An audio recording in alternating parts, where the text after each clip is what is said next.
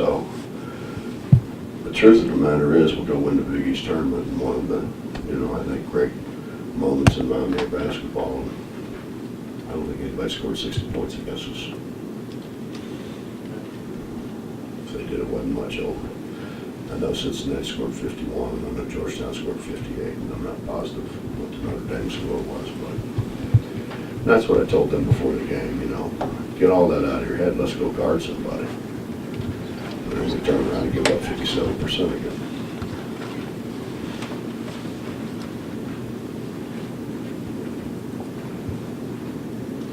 Nice Coach. to have you guys with us.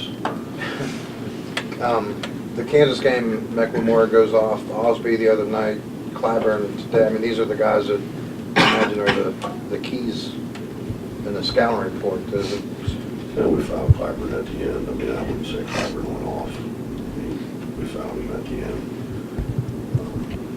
We did just, I don't know what we were thinking in the first half. You make drivers shooters and shooters drivers. We didn't do it all.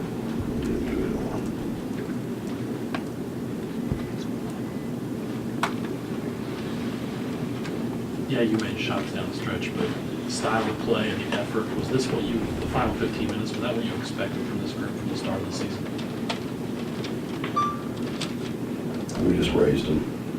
I didn't think they could guard Dennis one-on-one on the block, and so I knew they had to bring help, and we were going to get a shot as long as we stayed spaced. And all we did is really back screen for Dennis and try to throw it to Dennis in space. We didn't run any offense in the first half. Dennis is trying to win.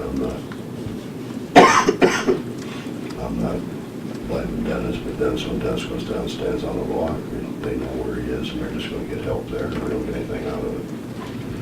We've got to move him. We've got to move him. We can't. He just can't stand. And in the second half, like I said, all we did was back screen for him to get him to the block, but we back screen and popped and had people spaced.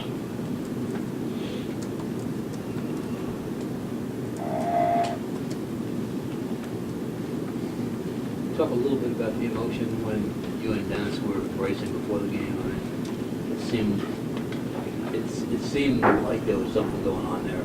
Yeah, we've always had a special relationship. He's, Dennis, when I went down to see him the first time, he didn't speak or understand any English. He kind of acted like he did. He'd shake his head, but he didn't. But later he told me, he said, I didn't understand one word you said. He said, but I liked you, and I said, well, obviously I liked you. But I think, it's just kind of, he's a good kid. He's really, really a good kid.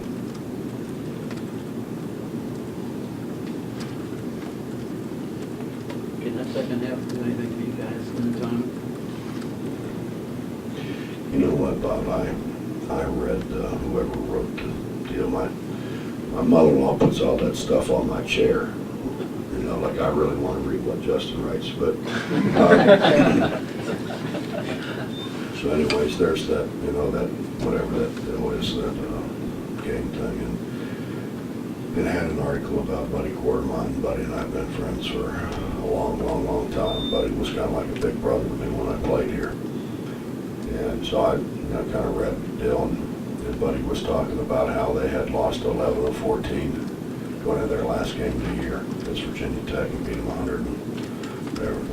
27 to 73 or something like that, which really gave them momentum going in the conference tournament, and they won the first game, and I think it was in overtime. Then the second game they beat Davidson, which was 6th in the country, and then beat William and Mary for the championship and went on to the NCAA tournament, which is pretty good when you lose 11 of 14 before the last regular season game. So, the message was it's never too late. What Buddy said in the deal was it's never too late, which is what I tried to explain to them